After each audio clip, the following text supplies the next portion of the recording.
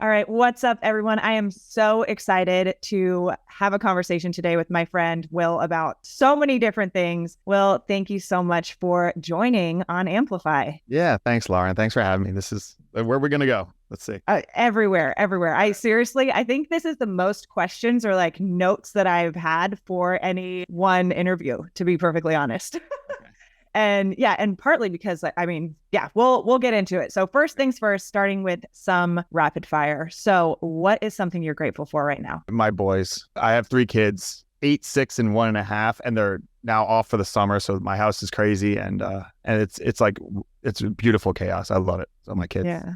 Oh, I love that. What is a guilty pleasure of yours? Ice cream.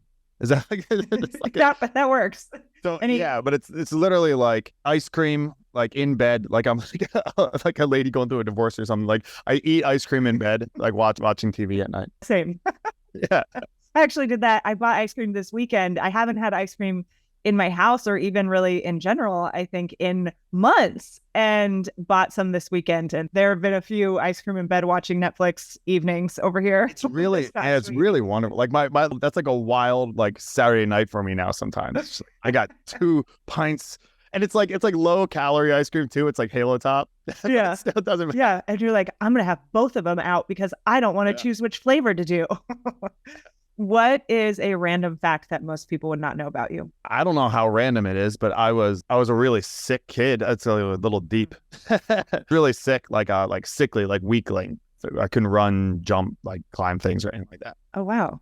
Yeah. I wouldn't. When did that shift? Because I wouldn't think that given I know. all you. It shifted in my like mid 20s. I started like working out, and then just started like focusing on like health and things like that. Like my mid 20s. Yeah. Wow. Yeah. If you weren't doing what you do now, teaching, getting into the online teaching space, that sort of thing, even I would say speaking quite a bit, what kind of job or career would you have? I've gotten asked this by like my students and stuff like that. I kind of like reject the question. Like I'd be teaching. Well, but okay, if you couldn't, like what's like a crazy idea that you're like, oh, that sounds interesting. I could see myself doing that in a parallel universe. Yeah, but it'd be like, so like I love like jujitsu. So I'd teach jiu-jitsu, or like I'd teach like, kayaking or something. Like I would just find a way to break things apart. I like deep critical thinking. So I would do that. But then once I do that just for myself, it's not very like fulfilling. So I'd find some sort of way to like figure things out and then share that. Even if it was with nobody, I'd write it down and then just like maybe burn the book then if I couldn't share it with anybody. But I'd find some way to share my thought process and trying to like search for truth with people. I don't know. I just, the way I'm built. Yeah, I'll take it. I'll take that answer. What did you want to be when you were little? I didn't really know. I think I picked police officer. My major when I went in freshman year to college was criminal justice, and I dropped it real quick. It was criminal justice. Yeah. Any weird talents or special skills? I don't know. Like, what do people say? Like juggling or something? I don't know how to juggle. I mean, it's all kinds of random stuff. Like touch my nose with my tongue. Yeah, that sort of thing. Double jointed. Like, I don't know. Okay. All right. Well, one to think about for later. I will. When's the last time that you cried? It was something with my kids. It was probably my oldest. He's like has trouble focusing and stuff like that. He has trouble with like picky eating. And I was like a picky eater as a kid, and he was just expressing frustration about like, why can't I hate being a picky eater, and why can't I study and stuff like that. And like the empathy bone in me got triggered, and I was like, I gotta go. It's like, oh, I gotta. Oh gosh. Last time that you laughed so hard you almost peed your pants. Almost. What was it? Yeah, Sheila, my wife, and I were watching. It was just today, actually. We were watching, because like it's like Pride Month and everything. We were watching the scene from Bruno. He's the I've never seen it. Okay, you ever seen it? Oh No. my gosh, he's the professional wrestler. He gets up, he's just like wants to be like really, really like straight. He plays this like over like a feminine gay guy. He talks about how, I don't know if you can curse on here. Yes, but, yeah. Okay, because he gets up, he does this whole thing about how he's like, my asshole's just for shitting. And it's always like rednecks. We're like, yeah. We were just watching that just now, and I was laughing really hard. It's so good. Nice. Never seen Bruno. It's fantastic. Early morning watching. Yeah. Favorite meal? Steak. Like steak. Yeah. I'm like very like not even side, just like a good steak, like a rib. Yeah. Next place that you want to travel to? Probably the Philippines. I'm so like deeply rooted in the culture because my wife was born there and my kids have that. And like, I've never been. It would definitely be like going to the Philippines and seeing all the different provinces and go to Manila and see where like my wife was, grew up and stuff like that. It'd definitely be there. Very cool. Let's get into all the things. I would love to know what inspired you to get into teaching, and have you always been fascinated by history, government, civics?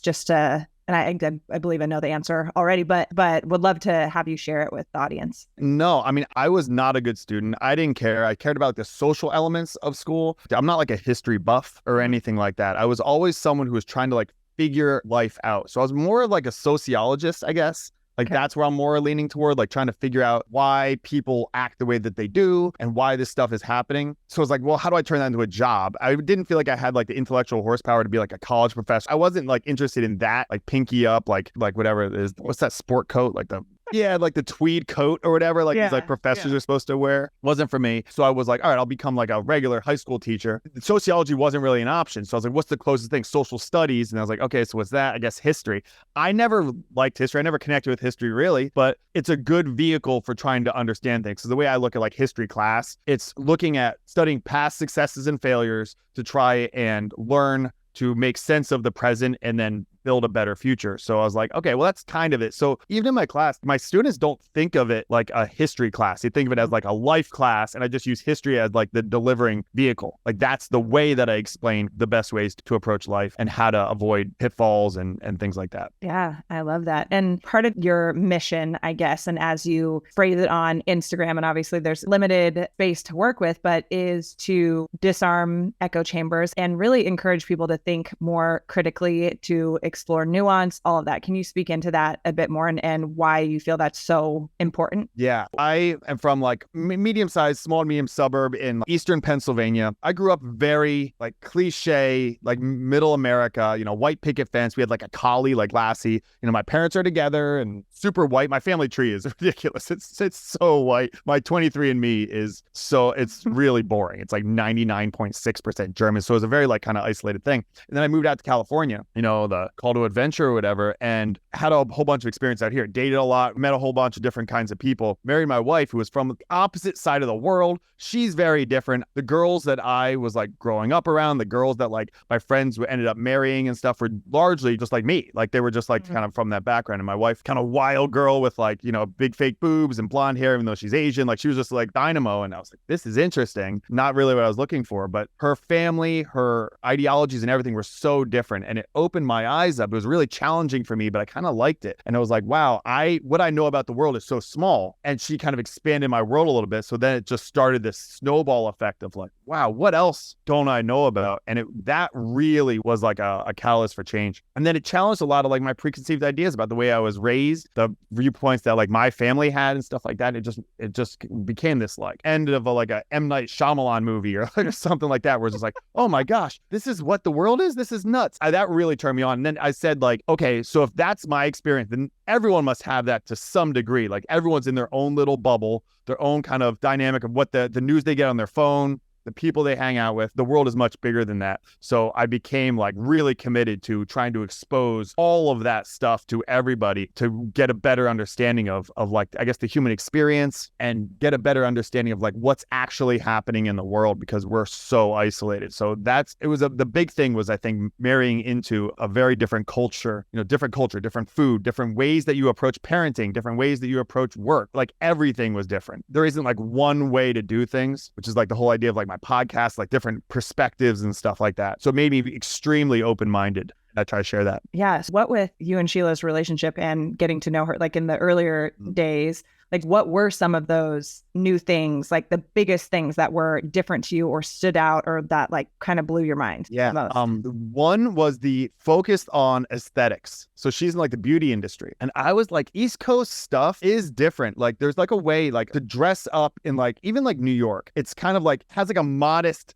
side to it, and California is a little bit more free. It's a little bit more like open and things like that. But the focus on aesthetics, there's also probably like a cultural thing of this, but like plastic surgery was like the way I grew up was very much, it's like, it's either if you don't do it or if you do it, it's like very much on the down low. You know, my wife's family was like okay with plastic surgery, and she had plastic surgery when she was young. And I was like, that was crazy. I thought that was like wrong. Like you shouldn't care about the way you look almost. It's all those cliche platitudes like what matters is who you are on the inside, not how you are on the outside. And like, yeah, of course. But you know, they kind of ignore that kind of stuff. So that was a big one. That focus on like aesthetics was a really big one. The way to parent, also bringing people in to like share the burden. So like nannies and things like that. Like no one I grew up with had nannies and any kind of help, really, like any kind of help raising their kids. And my wife had nannies, and like now we have like a nanny who's like lives with us and is like really like a part of our lives and stuff like that. And that was really hard for me. Idea of you should do that yourself. You should kind of take that in. Everyone in my neighborhood growing up, the dad mowed their own lawn. You know, like you mow your own lawn, you change your own oil, you do that. You're very self-sufficient. What I realize is what that does is it makes you very isolated. The people who you would hire to mow your own lawn, those people need a job. Like our nanny, it was like, sounds like very luxurious and stuff. Yeah, I mean, it is, but we also pay her and we take care of her. And before she was with us, she just was like a babysitter, basically. She would come when we'd leave out of town and stuff. But she lived in like a studio apartment in Koreatown with like 5 people, like 5 people in a studio. And then we moved into a house that had an extra bedroom, and Sheila was like, well, let's move her in. I was like, no, like this is my cave. This is my territory. What if I want to strut around naked or something like that? I want to walk around in my underwear. I can't do that in my own house. Like, no, she's not moving in. And then it hit me like, wow, that's kind of ugly. Like taking away what could be a wonderful life for this woman who doesn't have family here, doesn't have a whole lot. These like little things, like I want to be able to walk around in my underwear. Like I can wear a robe or something. Hiring people, I never connected the idea that if you hire someone to cut your grass, that was like giving them a means, someone who's probably like below my socioeconomic standing in life, giving them a means to provide for their family. I just didn't connect that. Yeah. You know, and that was a really big one for me too. Okay. I love that. Yeah. That's something, as you're saying that, like even thinking about my virtual assistant who lives in the Philippines, and like I've referred so many clients to her to the point where now, I think she started working for me in 2018. Now she has her own virtual assistant agency, and so many of her clients are people that I've connected to her with, and not everybody, of course, but like, I'm like, she supports her parents. It's incredible. And so seeing that, I'm like, wow. And that's not that big of a deal for me. Right. And I'm constantly like, what else can you do? Like, what else can you help me with? Because I would love that. Yeah. And even thinking about my housekeeper, because I have some Airbnb properties and I have one here in LA. And so my LA housekeeper, I just was seeing like all the dates that my assistant sent to her. And I'm like, yo, we are keeping her busy. Like, I love that. That's amazing. That concept of like one of the greatest forms of charity is providing people with a job. Like I heard that like, you know, like 10 years ago or something like that. I was like, I love it. I think it's in a lot of ways, even like we break down like the understanding of like the brain and stuff, like all my nerdy social science stuff. It's way better than, you know, just giving people things that they don't appreciate or that they didn't earn. Like giving people an opportunity to provide for themselves, which is what you do when you employ people. Yeah. Yeah, I love that. So I want to talk a bit about, so you have been a great role model for me in so many ways, in looking at other perspectives, other sides of issues, and like being super transparent. Like there are often times where I'm like, no, it's really comfortable actually to just like be in my belief system and stay here. And then like something that you do, and I think you do so well, is look at the complete opposite of what you currently believe and are so willing to be proven wrong, right? And say like, hey, like this is what I think of the issue. Like give me a better argument, right? Like let's talk it out. And you do that in a way that's very, very authentic, because there are also people who do that sort of thing just for the sake of like, let's get into an argument so I can make you look stupid, right? But yeah, but something I very much see from you is that genuine desire to understand someone else's perspective, to have difficult conversations, to express your opinions, whether they're popular or not. And in doing that, you get a lot of trolls, a lot of haters, just a lot of that. Like, how has that journey been navigating? Well, I guess even just like speaking so authentically, that the journey of like not caring what people think, of navigating haters, trolls, all of that. I mean, it's unfortunate, but it makes a lot of sense. So that's why I study a lot of like the psychology behind like why people do that and the psychological backfire effect or whatever it is. But I just want to lean into curiosity. I think a lot of it's ego. Like people structure their lives around like these ideas, and those ideas are who they are, as opposed to like they're a person that holds these ideas. These ideas are malleable and they can change, but they connect themselves to these ideas or these identities. That's like a big thing now, like how you identify. And it could be a lot of things. Like if I identify as like a teacher and like a husband and a parent or something like that, and you attack those things, my brain sees it as like you're attacking like me, like who I am as a person. And then I'm going to defend myself. So if you identify by your race or by your gender or by your, whatever it is, those are the things that you're going to defend. But my ego, I switched it from being like the smart guy or whatever, if that was what I was trying to do, to not being, my ego is not connected with having the right answers. It's with getting to the right answers. So if you connect it with getting to the right answers, when you're proven wrong, you embrace that. Like, thank you. I had a bad idea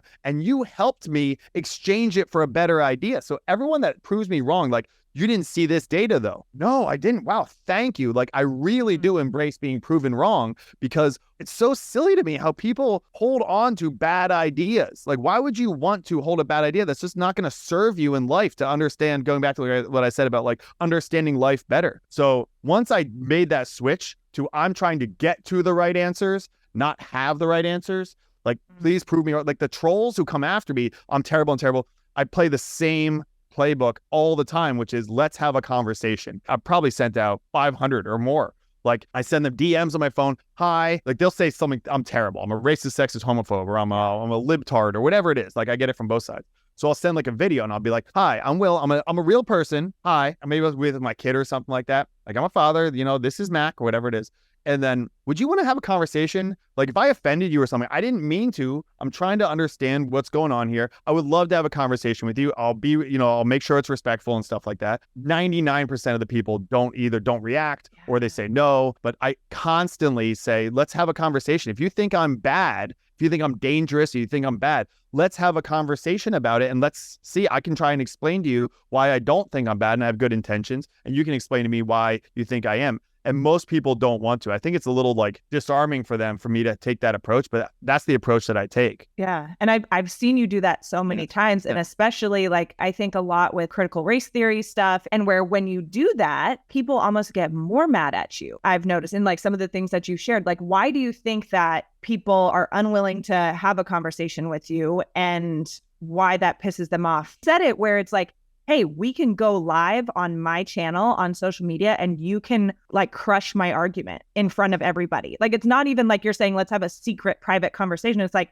oh, you think my idea is bad? And like, okay, then let's talk it out, shift my understanding, share your perspective with my audience, which I would think if someone feels really strongly about their views, right, take that sort of opportunity. But then again, it's also the internet where people are like, feel very emboldened to say whatever they want and then put their phone down and run away. I mean, I say like, here's the thing, like you mentioned some people do this. Like Steven Crowder is like one that just comes to mind. He's like a right-wing kind of like pundit or whatever he is. And he said his whole thing is like changed my mind. But then I watched it and he basically just like, he's not actually trying to have his mind changed. He's trying, like you said, he's just trying to arm up his position and prove that other people are wrong and ridicule them for being idiots and drop facts and stats that they didn't know about. I actually am interested in having my mind changed. I land on the ideas that I have, even though they are fluid, like I will change them, but I've landed on them because it's the best I could find. And I think that when I say like, I'll give you my platform, which is growing now, it's, and we can get thousands of people to see this.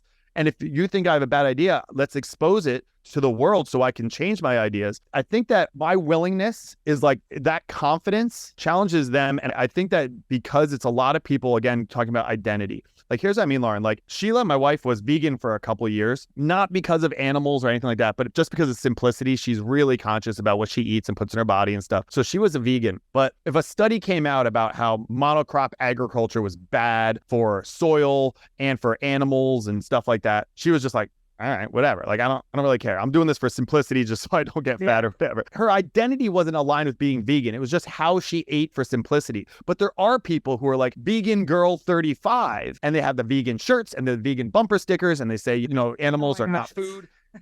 You challenge that and you say like, well, here's data on how, a high carbohydrate vegan diet might be bad for your, for cancer or, it kills a whole bunch of animals or whatever it is. It's bad for the environment in these ways. Wait a second. That's who I am. If that goes away, then who am I? Like, I think that's big reason that people see like, wait a second, if I get exposed, if I realize that I'm holding on these bad ideas and I've rooted so much of my life on these bad ideas, that's going to be almost too disorienting to come back from. I'm going to be in such a tailspin.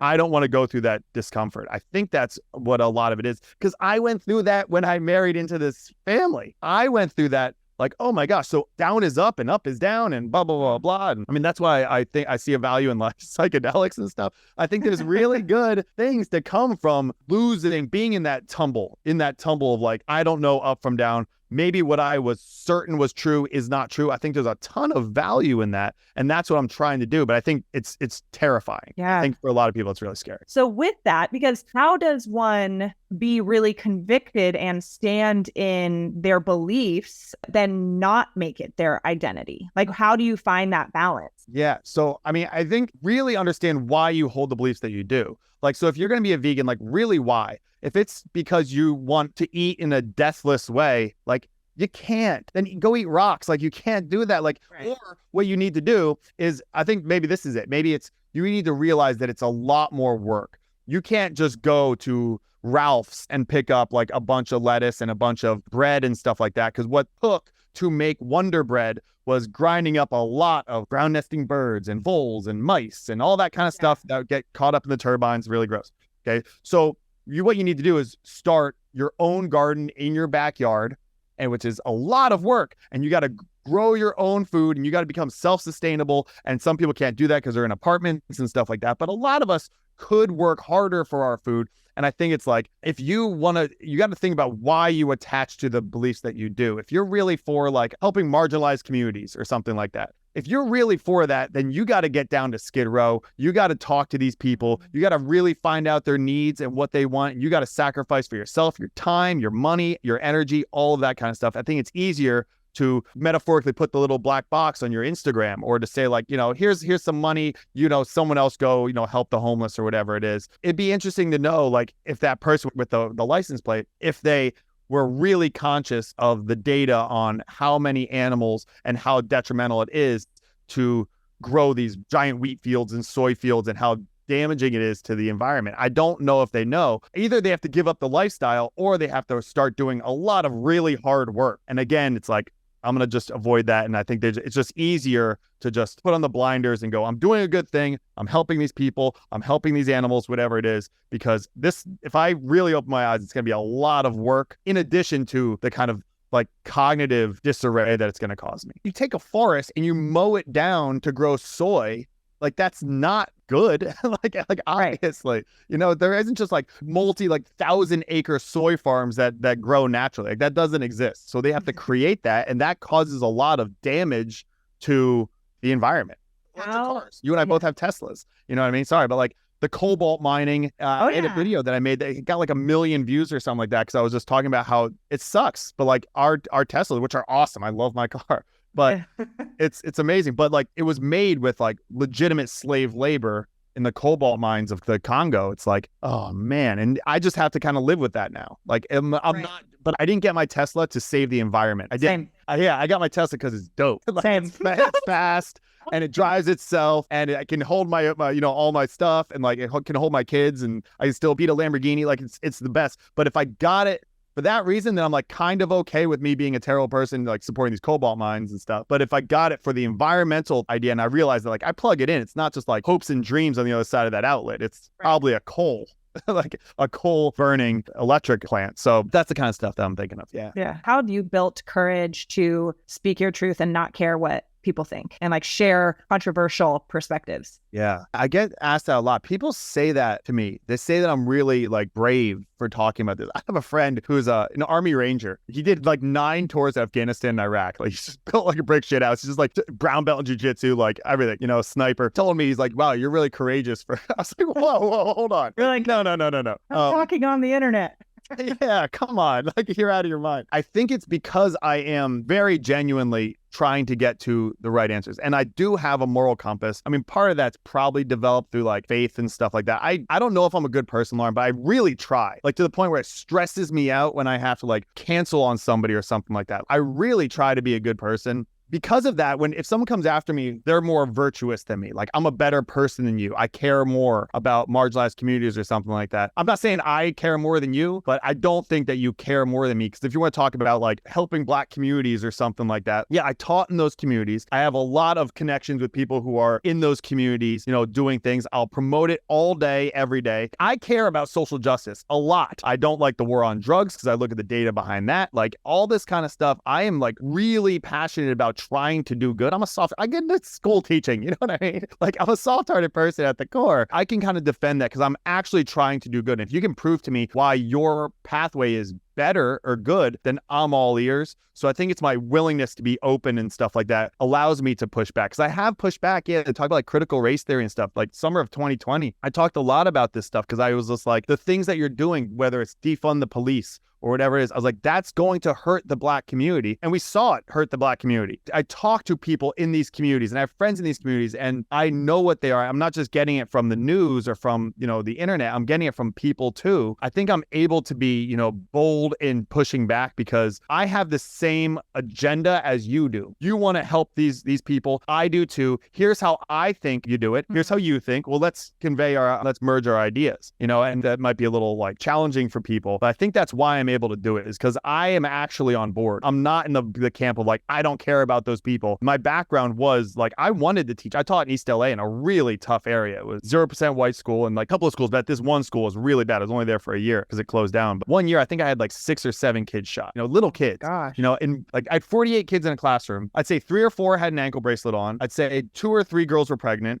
These stories, Lauren, were nuts. I had a 17-year-old girl who was pregnant with her 3rd kid. Oh my, you know what I mean? Like stories like that. Like there's so many like heartbreaking stories. These stories of kids who were limping because they were half paralyzed because they got shot in the head at 14. I've been there. I've done this. I've made connections with these kids. Don't tell me that, you, whatever it is, you supporting this one politician or something like that you really care. Like I was there in the trenches for a bunch of years at different schools like that. I left for different reasons, but like, I really do care. Like I really do. I really am into this, which sounds gross for me to say, but it's true. Yeah, that matters because, and you can feel that authenticity and genuine curiosity and care. I believe in how you show up and present things. I'm very self-conscious about that though. Like I know how it sounds for me to be like, I care about the little poor kids. Like I know how that sounds. So I'm very careful about it. I downplay it a lot. It's very true. Yeah. Like how do you expand your thinking, whether it's through books, podcasts, things you listen to? Like,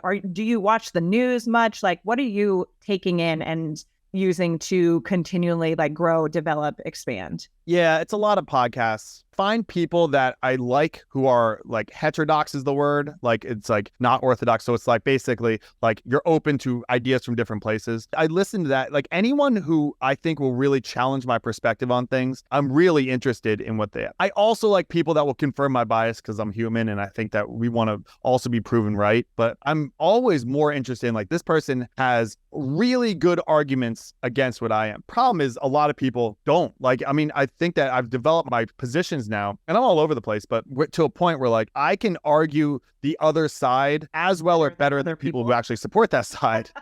Yeah, and I do find myself doing that all the time. So I don't like sit down and watch the news, but I'll kind of find out what's going on just through like, social media or something or friends or whatever it is. And then I can always connect it to like the bigger patterns of history. I'm pretty good as like a first principles thinker of like, I kind of know what this is, even I don't know the details. So people go into details. I'm like, I don't really know the details. I kind of get it. Turns out to be true a lot because I mean, human behavior is human behavior a lot of times. And you can kind of get a feel for it, but I'm always on the lookout for different perspectives. I would love to read more. I have a long commute, so I do audiobooks. But like, there's no way. People send me books all the time. It's really nice, but there's no way with like my chaotic 3 kids and like this business that my wife runs and stuff like that I can like sit down and just like sit and read a book in the car. It's just not happening.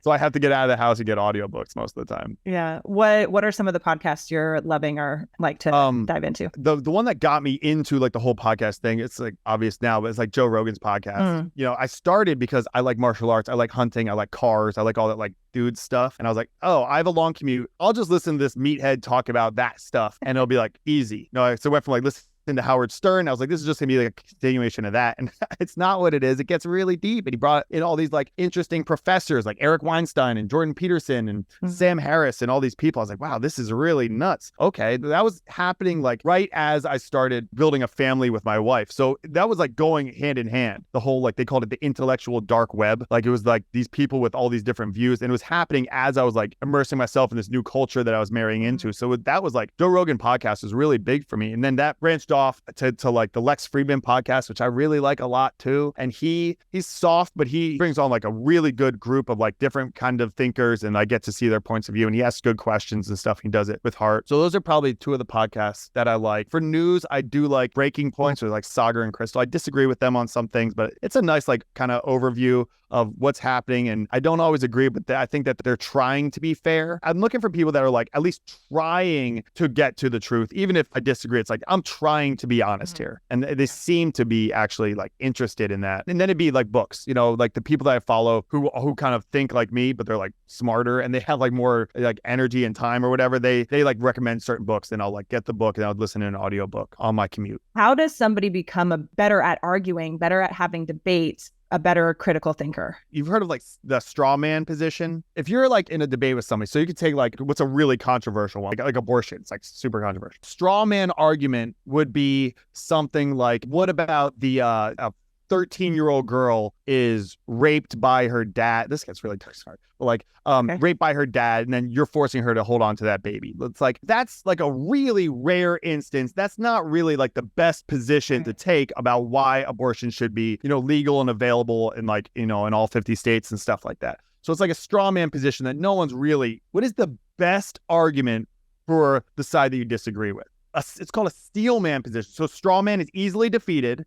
Steel man is hard to take down. Okay. So something for like the abortion issue would be something along the lines of like prohibition doesn't work. So every time we prohibited alcohol or drugs or whatever it is, it's still going to happen. So, you know, if we prohibit access to abortion, then people will still get it. It'll just be done in more dangerous ways.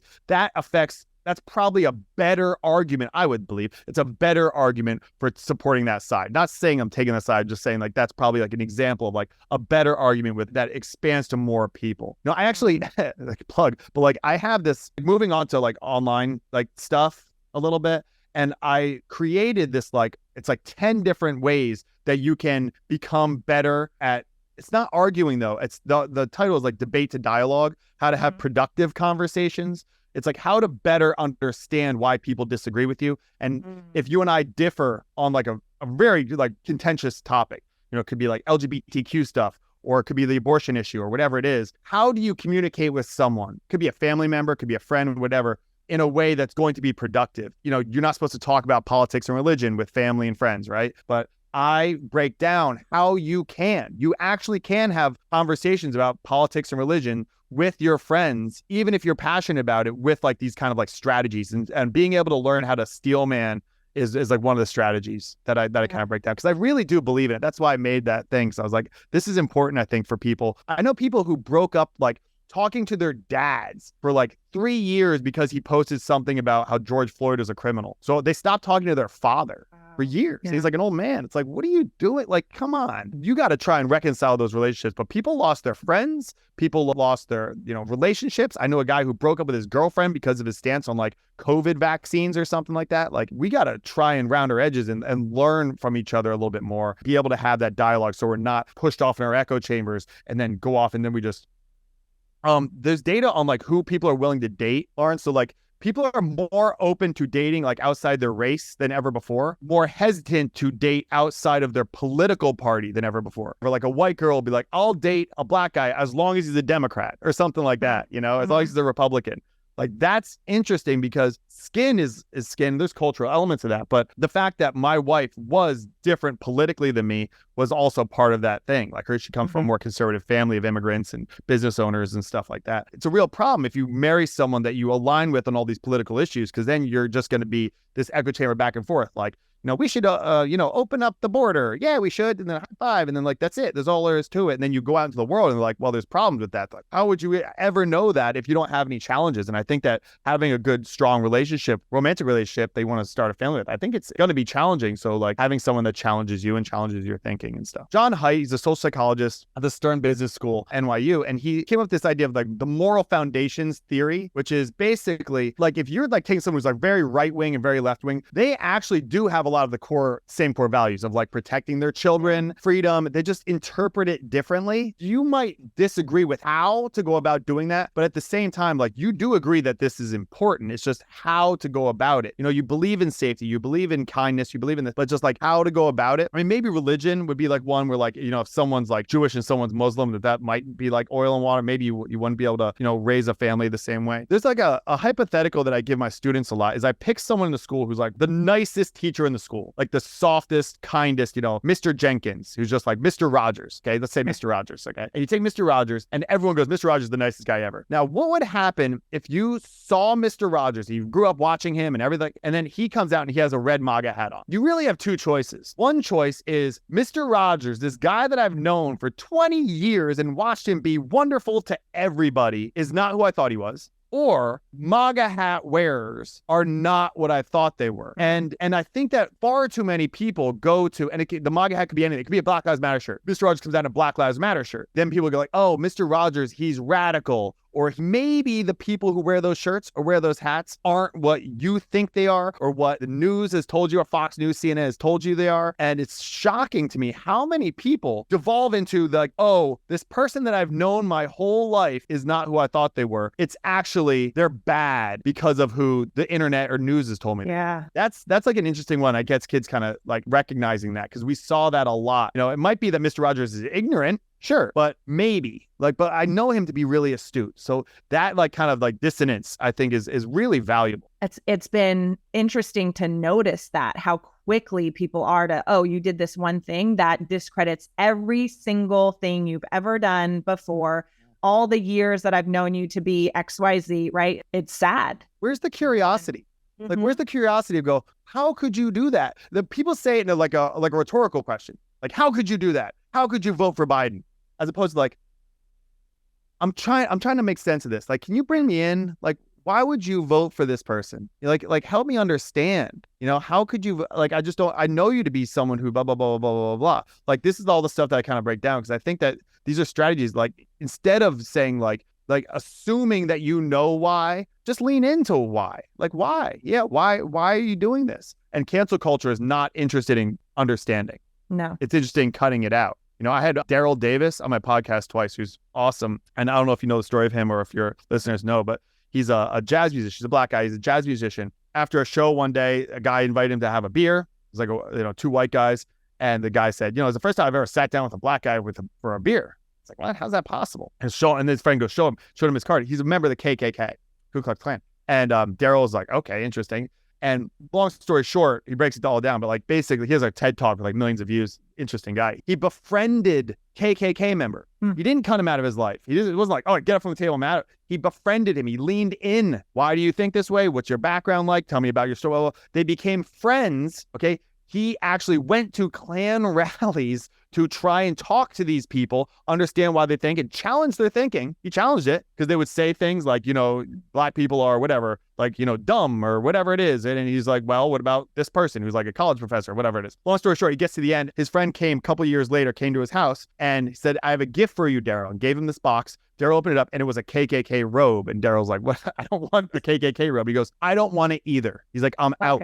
I'm done. Oh. It's gone. And when I was talking to him on the podcast, he goes, Will, check this out. And he took me into his room and he opened up his closet. It was just KKK robes. He's like, this is my trophy room. He's gotten 250 people of neo-Nazi groups and KKK groups to give up the life through friendship, not through cutting them out, through friendship. They give up the life. And that's how you beat the cancer of hate, is by turning it into kindness and friendship. And that was really inspiring for me. And that's I think the approach that we need to take. Yeah. Oh gosh, I know. Like, I need to pause and cry for a second. That is so powerful. Yeah. It's hard to shame and hate people into changed behavior that's going to be sustainable and going to be true and grounded in the right stuff. Like, yeah, you can hate and shame somebody into change behavior, but that's not going to work out in the long term. Drives it underground.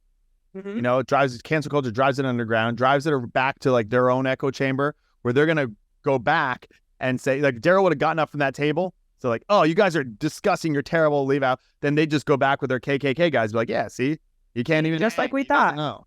Yeah. Yeah. Oh, fascinating. I So, okay, I want to shift to talking a little bit about education, school system, all of that. So you've been a high school teacher for a long time, and a few things on that. What do you think, like, some of the biggest problems facing the education system are? Because I also see, like, in your comments, so many other teachers who are like, I can't, like, I'm handicapped at teaching because, like, we have to pass everybody, or can't, like, you know, all this stuff. So yeah, what would you say? It's a mess. I've been teaching, just wrapped up this week, my 17th year teaching like full time. And that student taught before that in Pennsylvania and stuff. But so yeah, it's been a while. The way that it was, I think start with like the history. So essentially it was created by like a Prussian model where they wanted to build good soldiers. And then the Rockefellers had a lot of money and they were business people. So they said, we need good compliant workers. When you're moving from the farm, we're very contingent on like the weather and things like that, where factories are like, you got to be more structured. It has to be more structured. When a bell rings, you do this, you know, work on assembly lines and things like that. So it's very upfront. I mean, the American school system, the compulsory school system was built to build compliant workers, because that's what works. I mean, look, we built this beautiful country because people were in factories doing shitty jobs. Like, there is a utility to that for sure, but it doesn't build creativity. It exchanges, what's something I always say is it exchanges curiosity for compliance. It crushes creativity. Think about this, Lauren. Like, I don't know if were you like a good kid in school? Yes. Okay. So what did that look like in your behavior in school? I did like all the classes, clubs, sports, all of that, and wanted to be the best at them, get A's on everything, study a lot so I could pass my tests, like all that kind of stuff. So you did what you were told. If they said be here on time, you were there on time. They said do this homework, you did the homework, right? Yeah. So like how do I get into a good college? We got to take these co-curriculars. So you go to those extracurriculars, you know? So the whole school system, what even makes you a good kid is not the one who really asks a lot of questions. It's the ones who just do what they're told. Right. So the whole model is based on obedience and compliance. There are wonderful things to that, but the flip downside of that is then they don't know how to question. They don't know how to push back. And we see this with stuff. I mean, I think it's probably safe to say now that COVID could have been handled better. I think that's safe to say, right? It could have been handled better. Okay. So why did it go the way that it did? I think a lot of people didn't have the tools or the ability to question, to say like, wait, is this right? So like, you know, they went to a park and they bolted 2x4s over the rim so you couldn't play basketball. Okay, it's the same thing. We've been conditioned for 12 years. That's just what the teachers tell you to do. That's what the principal told you to do. Those are really formative years. I mean, that's where you develop what the world is. I mean, I teach just high school. You look at a 9th grader, they're children. They're real children. They're like just getting pubes. And then you look at like an 18-year-old leaving, I assume, by the way. Like, I'm not look at an 18-year-old and they're an adult. Like, they can go to war,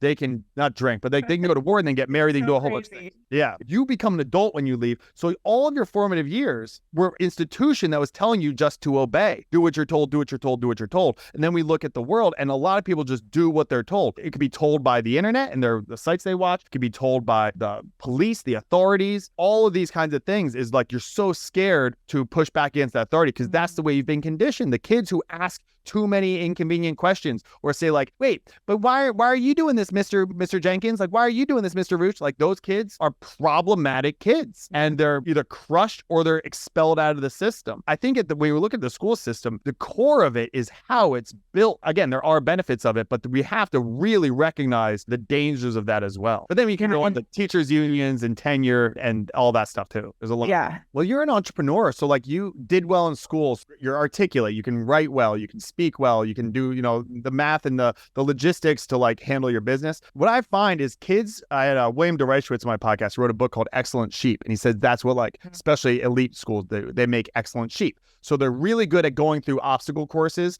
But when I do stuff, I say like, basically metaphorically design an obstacle course, the kids fold. As an entrepreneur, was that a struggle for you to go from like you would be a great employee, but how do you change that into being a successful entrepreneur? Because there's no guide for you. You're like, you just have to figure this out on your own. Was that a struggle for you? Yes, in the early years of my business. And so a big reason why I left the last job that I was at is because it was a technically kind of a startup PR agency, grew very, very fast. So there was always way too much work, like high stress, like all of that. And me from, living most of my life up until that point as like a overachiever, perfectionist, and someone who had a lot of self-worth issues, right? Like if I'm in a situation where like, oh, the harder you work, the more you work, like you're going to get acknowledged, praised, more money, all of that. Like that was a perfect recipe for massive burnout for me. And that's what ended up happening. But I did notice when I started my own business, I also have a very high threshold for risk, which I think you need as an entrepreneur. But when I started my business a couple of years in, I kind of looked up because like things were working, but they weren't working how I thought they would. And I was still getting exhausted, burnt out, all of that.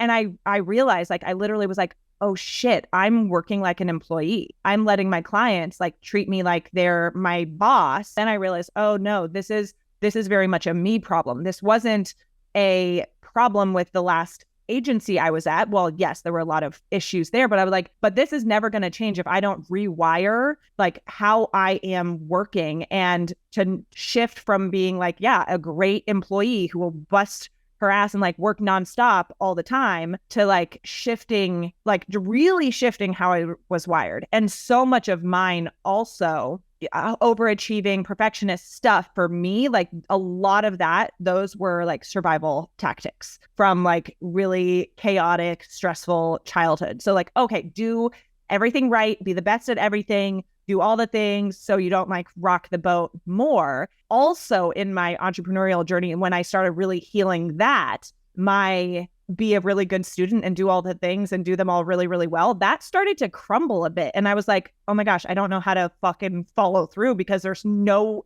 threat, right? Like, oh, I don't know how to like do all the things and push myself and grind because I'm not in fear, right? All the time of like getting yelled at or getting a B, Right. Yeah.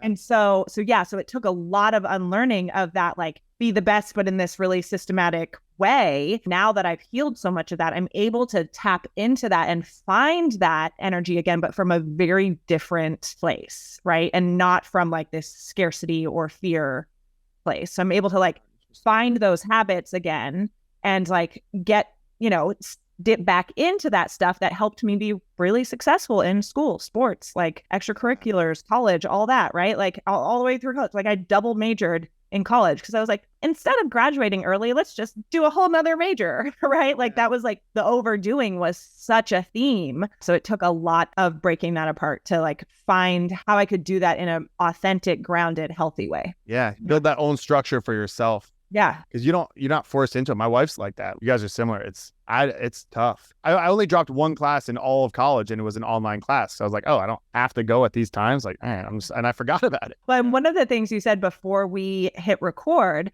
because you're creating more, and at the end, we'll talk about this too, but you're creating more resources and things for people to be able to learn from you online more, right? Because like if they can't really get into your classroom, like there's limited ways. Like, yeah, they can listen to your podcast, see what you're sharing on social media. But I know even from the comments that like so many people want to learn from you more. But one of the things you said before we went on was that you don't have the stomach for the entrepreneurial stuff, which I find surprising because the way that you've grown your social media and the consistency and stuff like that and how you show up, I'm like, oh, you're like doing this as a project and staying super consistent and committed and all of that, but then not having the stomach for it. I'm like, you see what you have the stomach for though? Like people are yelling at you and saying you're dumb all the time, right? That you should be fired, like all these crazy things. So break that down for me a little bit more. Again, it's the structure of it. So my Instagram is literally what I was teaching in class that day. So it's easy. It's all my mind, or it's like the stuff that I'm just like seeing the news and trying to it's just my thinking process in real time. That's why I get stuff wrong. Cause I'm just like, all right, so here's what I think is going on, blah, blah, blah, blah. Do it like that. And it resonates with people. Because I think that people understand that, like, I love like doing Q&A and stuff, whether it's with my students or online, not because I have the right answers, but people like to see the thinking process that I go through, how I blaze a trail. Not saying this is the right trail, might not be the right trail for you, but how I blaze a trail. Like there's a coherent line of thinking in how I developed, how I get to where I'm at, trying to make a clear line. That seems very easy. It was weird for me at first. I never had social media really before. I never like posted or anything before I decided to expand my classroom. That's the way I thought about it. And my wife, who was, very involved in social media and stuff, was like, I come home and talk about these cool lessons. And she's like, you should put that online. I was like, first of all, no one wants to hear this. Like because I'm in the mindset of 16-year-olds who don't want to be in school. So I'm constantly trying to make it interesting because they don't want to be there. People have so many options. They don't want to hear it. But even if they do, like I feel weird talking to my phone. And then I framed it as it's just an expansion of my classroom. Yeah. That would made it okay because I'll be a dancing monkey in front of my students. Like I'll embarrass myself. I'll do anything for like the love of the game, for like the love of teaching. So like once I framed it that way for my social media, for my Instagram, then it changed it. Turning that into something that is just like, I'm going to put my ideas out there to like a structured thing that has to build like revenue so I can hire, so I can expand it, so that I can, teach part-time because it is such a time consumption. Like I spend time on this app that I'm not spending doing a lot of other things. I'm not spending doing jujitsu, which I love, which I'm not spending with my kids, which I'm not spending with my wife, which I'm not spending watching TV. I don't watch sports anymore. Like I miss like the Eagles and like I didn't watch their whole season like until the Super Bowl. Like I'm giving up a lot for this, but I'm not getting anything. And it seems kind of silly that I should try and build a business out of this, partially because this actually plays into like the gender wage gap and stuff too, Lauren, but scale is how you make money. Scale, right? Mm-hmm. So you have to scale it. And if you look at the jobs that are some of the most important jobs we have in society, which would be like nurses, firefighters, things like that, it's hard to scale. They're very personal one-on-one teachers. Right. Hypothetically, I was the best teacher in the country. I'm the best history teacher in the country, that the kids will learn the most and get the most benefit, the parent families, blah, blah, blah. What does that leave me as far as options? Because in theory, the best basketball player should play basketball for everyone. And the best coder should be able to be picked up and code something for everyone. The best engineer should be, whatever, Elon Musk for everybody. But the best nurse, the best firefighter, you can't really scale that. If there's one firefighter that's amazing, he's still going to be stuck in his one firehouse in his one area. And I'm trying to see like, well, if there are some wonderful teachers out there, but they're still stuck to their classroom, or they have to leave the classroom and write a book. And hopefully the book translates into some sort of revenue-making venture and stuff like that. I'm trying to see, can I essentially take what I do in the classroom and scale it to every potential like wannabe student across the country or the world? And I don't know because it is so personal. It is the fact that when I teach my students, it's like, Jimmy, you love skateboarding. So think of it as if like it's a skateboard trick, blah, blah, blah, blah, blah, blah. Like I connect that way. And that's what a good teacher does. A good nurse is not just the one who can measure the injections. It's the one who connects with you and makes you feel like you're not alone when you're sitting in a hospital bed. And that stuff is really difficult to scale. The venture that I'm going on is trying to scale my classroom to a point where a lot of people pulling their kids out of school because schools are crazy. So like now they have their kids at home and they're trying to give them something. How do I do that so that it's as if they're in my classroom? And I think technology is obviously helping, but it is still a challenge because I don't know these kids' names. I don't know kind of what makes them tick, what their pain points and pleasure points are, because pain points and pleasure points are really how you connect with people, right? That's how you do in business too. You want to drive them. One of the things I say is like, as my students is like, why did the chicken cross the road? And they say to get to the other side. And I say, no, because the other side is better. There's either something pulling them there. There's chicken seed on the other side of the road, or there's a coyote on this side. Either way, that's why they go. That's why we make every decision that we do. Essentially, what you have to do is you have to tap into that for your students so that you can connect the material. Because a teacher is not Google. I don't know as much as Google. And the day I can be replaced by Google is the day I should. What my job, the way I see a classroom teacher's job, especially on the high school level, is to connect what's on Google, what you can find in any textbook, to your life. How learning about the Vietnam War or Civil War reconstruction will help you today, tomorrow, and in 10 years. Let me give you an example. So like Civil War reconstruction. Super boring. Like no 16-year-old gives a shit about what do we do after the Civil War, right? But the idea was, what do we do with the South? Because they were treasonous, big war, hundreds of thousands of people killed. They were fighting over slavery, which is horrifying, all this stuff. So how do I connect this to a 16-year-old? Is the idea that was debated so much in Congress at the time, it's like nerdy high school teacher stuff, is punish or pardon. So it's a little outdated now, but I use Beyonce's Lemonade. You know that album? Yeah. Okay, Jay-Z cheated on Beyonce, and the whole album is going through this thing of, what do I do now? Do I leave him? He's my husband. I love him, and he's the father of my child. It's not so easy. We have a lot of money. It's not so easy. Or do I just bring him back, and he's going to be just a cheater now forever? Like, what do I do in this situation? So then I explained it with that, and I talked to them. I'm like, a friend's going to stab you in the back throughout your life, throughout your high school career. You're going to get cheated on. What do? Do you bring them back in, or do you shun them away? And they both have problems. You have to rack your brain and weigh this out. What do you do? What are the stipulations? If I bring you back in, what do you have to do? Are we doing therapy? Are we doing this? There has to be certain. That's exactly what we did during Civil War Reconstruction, is we said to the South, okay, you can come back, but you have to do these kinds of things. And they said no. So we said that. I mean, there's negotiations. That's exactly what happened in Civil War Reconstruction. So that's just an example, but I do that with every single history event, period. That's interesting that a lot of them were it makes perfect sense to me. Yeah. Like, you got to break it down into simple, but then again, now there were probably great teachers and now they're out. So who's left? Shittier teachers, which is why so many teachers are shitty, because they don't have other options. If you have other options that you could go out and you could become like a, like a mindset coach or something like that, and you can make six figures, you can make a couple $100,000 a year. A month. Yeah. $6 a month. Like, you're not going to make that in education. So it's too alluring. It's like, I have all these skills. I'm out of the classroom. And then what happens is the kids in the classroom are losing all of these good teachers. So I'm trying to say, like, okay, how do we keep these people in the classroom, so to speak, so that we have good teachers? I don't know if it can be done. I don't know. But that's why I'm like racking my brain. That's what I'm trying to do this summer. Yeah. Oh, I'm so excited to see how that plays out, because I think it's really, I see in the comments, feel like, how do we learn, creating curriculum, whatever it looks like. So I'm really excited. You recently, like in the last handful of years, if I'm understanding correctly, became a Christian. Is that correct? Yeah. I would love to hear about that journey and landing there. Also, what I'd love to hear about that is, I think of you as somebody who's very logic minded, adopting a faith and stuff like that does not necessarily support logic, or those are competing things. So I'd love to hear about that journey. I hesitate to talk about it like too much.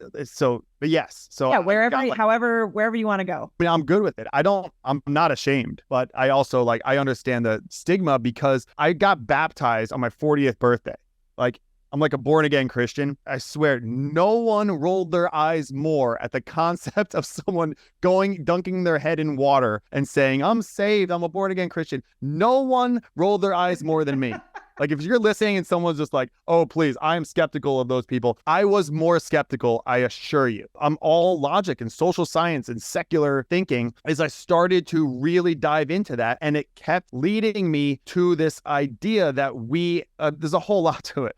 But essentially, in this secular thing, there's a whole bunch of elements. Try to think how to coherently put it together. But one thing was, I sought out to do what I always promote, which is seek disconfirmation. I was actively trying to prove Christianity wrong. I just thought it was faith. I think first it was just the idea of God is wrong. So I read a lot of atheist books. So Christopher Hitchens, Sam Harris, The God Delusion, Dawkins, all these people. I watched a lot of debates, and it left me wait a second, there's something missing from here. Then when all the crazy woke stuff came out, part of where that stemmed from was the new atheist movement. I had a biologist named Colin Wright on my podcast, and he was talking about, he's a strong atheist. I had Peter Boghossian. He wrote a book, How to Create Atheists, on my podcast. And these are people who are anti-woke, just basically the critical social justice stuff. They're very critical of that. And what I found was the people who were anti-woke, why? It's because they don't like the dogmatic kind of faith kind of way of just believing things that aren't rooted in logic or reason. A lot of those kinds of things,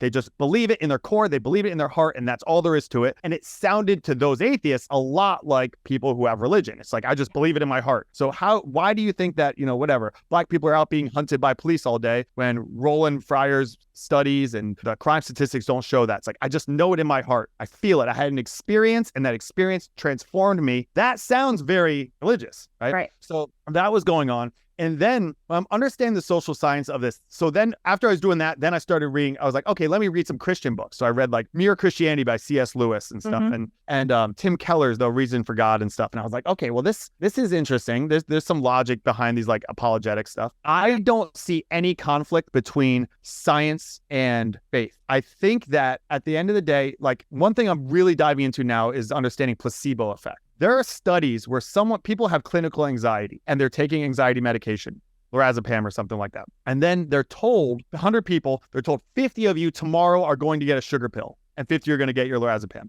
All 100 had their anxiety come back. The power of placebo effect is extremely strong, extremely strong. Apparently, Fireball was making these little bottles of whiskey that didn't have any alcohol in it, but people were drinking them and feeling drunk. So if you really believe something, your brain chemistry, I think it's Dr. Kelly Brogan was talking about this, like your brain chemistry changes. Yeah. Dr.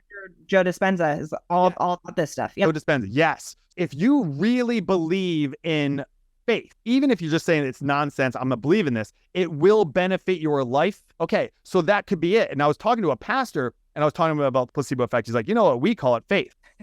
So, okay, so if you just deeply believe in this thing, it will work out for your life in real positive ways. It will benefit you. People go, well, that's nonsense. It's like, but by definition, it can't be nonsense in that realm. So but it's not just that, but that's like one thing that where like the secular and the religious move together. I believe, and this is like something John Haidt, who's also an atheist, talks about, is we have some sort of container in us to believe in a higher power. That's going to be filled by something. Whatever is, at the end of the day, we have a hierarchy. At the end of the day, whatever is at the top of that, the most important thing in your life is going to be your God, for lack of a better term. So whatever that is, you put that at the top of everything. You need to put something up there. So choose that wisely. Choose that wisely. And then that's another thing that led me to it. I got a whole lot here. Another thing is, if you are an atheist, I don't think it's coherent thinking to believe in free will. Sam Harris talks about this. If you are just chemicals and electrical signals and hormones and stuff like that,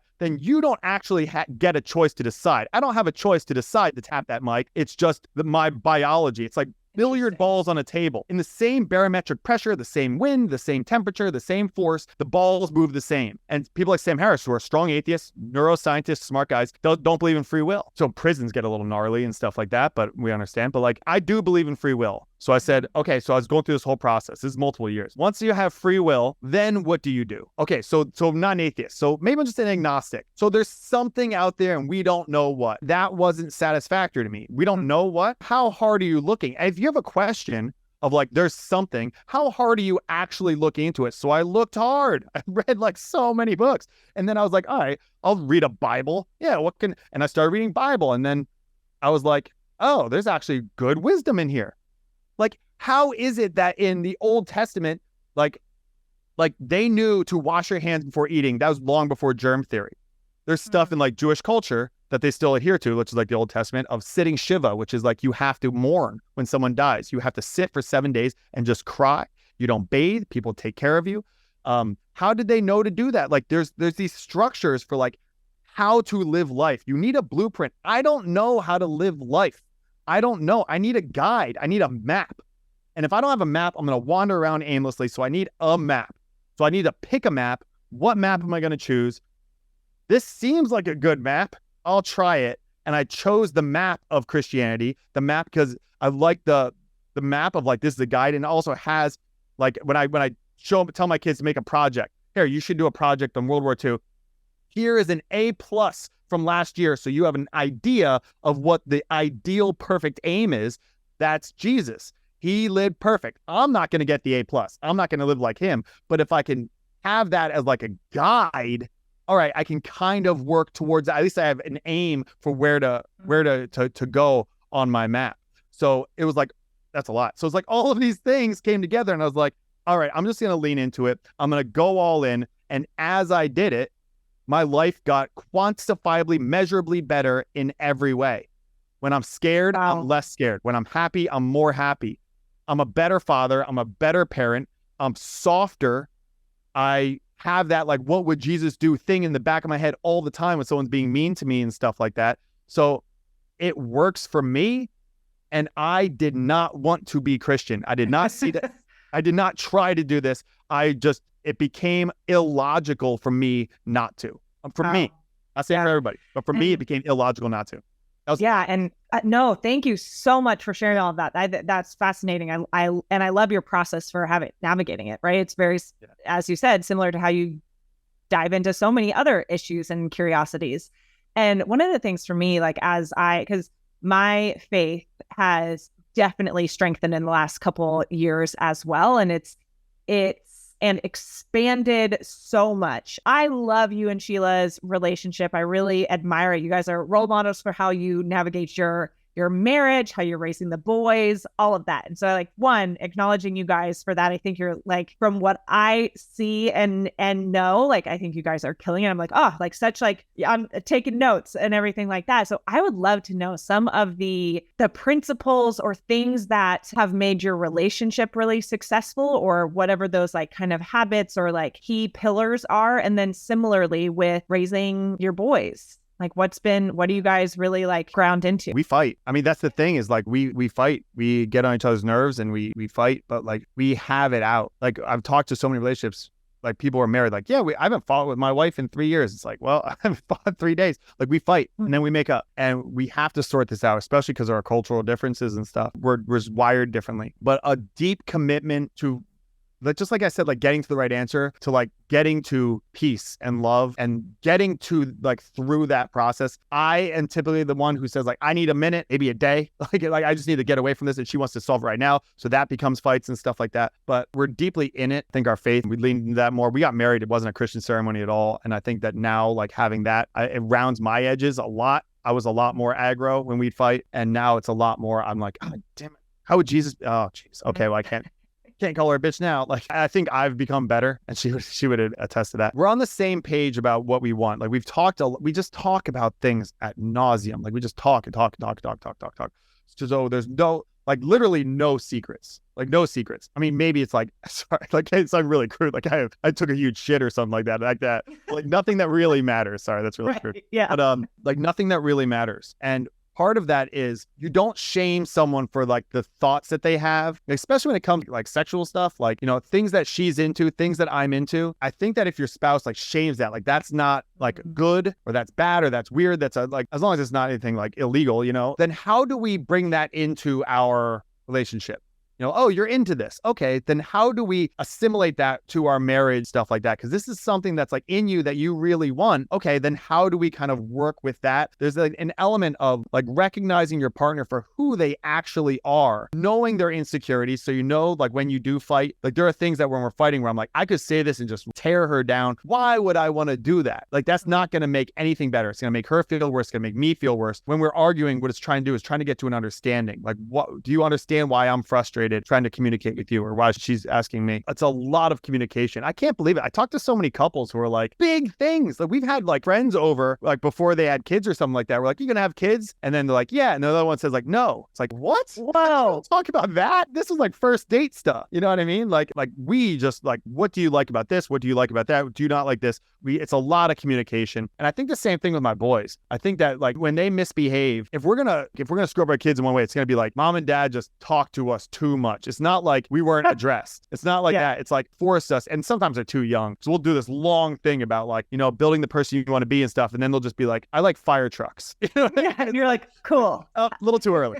You know, like that kind of, like it's a lot of communication, and that takes time. You know, it takes time to just really connect, and you do it as much with softness as you can, especially when you're frustrated. Kids, it's easier than your spouse. I guess that maybe that's cliche. I don't know. Like tons of communication about what you're feeling, what you're going through, showing that vulnerability, being okay with vulnerability. I think especially for men, like I'm better now at being like, I am hurt, you know, you hurt my feelings, as opposed to like, I think even just a few years ago, just anger. Like it was just like, I was really limited, my spectrum of emotions. So it's just like anger was just like for a lot of dudes. So now I can talk about more details of like how I speak and stuff like that, how I connect with my emotions. And I think that's an important thing. But woman needs to make a safe space essentially for their guy, especially if he's like a dude. He's not like an overly sensitive guy, which I think to some degree, I think women want. They want like a dude. You want a dude who can, you know, tap into their emotions. That's in conflict. I mean, my wife likes that I'm like a dude who's like, oh, the toilet's broken, I can fix that. There's a hole, I can fix that. I can do this kind of stuff. I can hunt or whatever it is. But she also wants me to be like the really soft guy. And it's like, well, that's a really hard thing. The only way I can be soft is if I open up that way,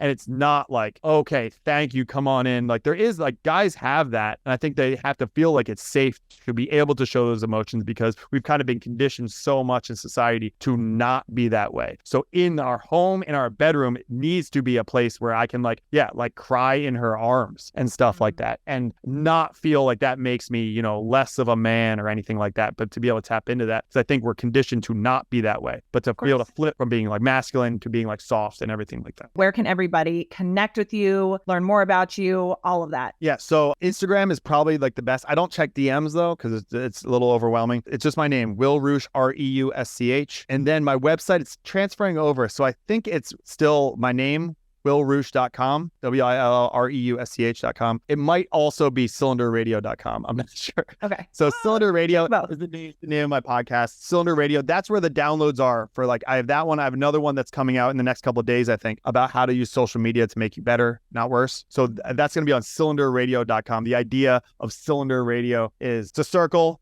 or it's a rectangle. So it's all about viewpoint diversity. I love it. Okay. Last question that I ask everybody who comes on. So this show is very much about amplifying your own truth, your voice, right? Like whatever the most authentic, fully expressed version of you, like how living that in the world. And so I would love if you have like a parting word of wisdom or a question people can ask themselves, reflect on, a quote that you really like to just support people in being and living as the most amplified version. Something along the lines of self-awareness, like really looking into questioning your preconceived ideas about who you are, what you want, and things like that. Like question, I just lean a lot into curiosity. So keep being curious about who you are, like dive into who you are, like really be curious about who you are. Awesome. Thank you so much, Will. Everyone, please go check out Will on all the places, get plugged into his podcast, get that freebie, all of that. Thank you so much for joining today. Thanks, Laura. It's great to see you.